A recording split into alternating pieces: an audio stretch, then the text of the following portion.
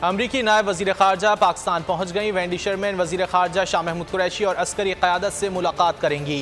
पाक अमरीका ताल्लुकात और अफ़गानिस्तान के इशू पर बातचीत होगी।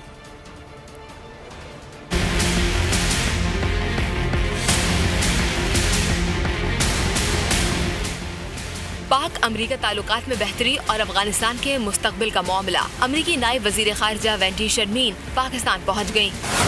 7 रुकनी वफ्द भी उनके साथ इस्लामाबाद पहुँचा है। अमरीकी वफ्द को पाकिस्तान में खुसूसी प्रोटोकॉल दिया गया। कोरोना PCR टेस्ट और जिस्मानी स्कैन के बगैर गुजारा गया।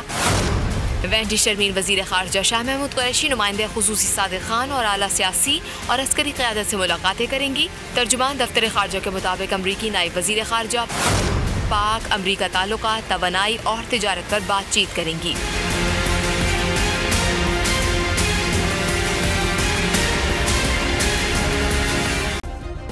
सब्सक्राइब करें और बेल दबाएं ताकि कोई खबर रह न जाए।